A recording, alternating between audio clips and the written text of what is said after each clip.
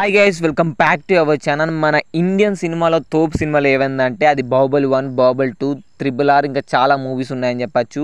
And pan world లెవెల్గా recognise పొందిన సినిమాలు అంటే అది బాహుబలి అండ్ RRR మూవీ అని చెప్పచ్చు. ఎక్కువ మనకు ఆస్కార్ కూడా తెచ్చిపెట్టిందని చెప్పచ్చు RRR మూవీ.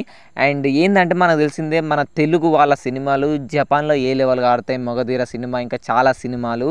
అండ్ జపాన్లో మన RRR మూవీ ఎంత కలెక్ట్ చేసిందో మనకు తెలిసిందే.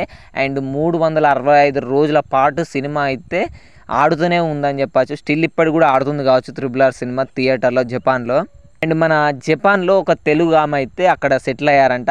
ఆమె ఒక వీడియో అయితే తీసిపెట్టారు. ఏంటంటే జపాన్ లోకల్ టీవీస్ ఉంటాయి కదా, జపాన్ ఛానల్స్, అవైతే మన RRR మూవీ జాపనీస్ వర్షన్ ఉంటుంది కదా సబ్ టైటిల్స్ తోటి ఆ మూవీని జపాన్ వాళ్ళైతే వాళ్ళ లోకల్ ఛానల్స్లో ఈ మూవీని అయితే వేస్తున్నారంట భయ్య.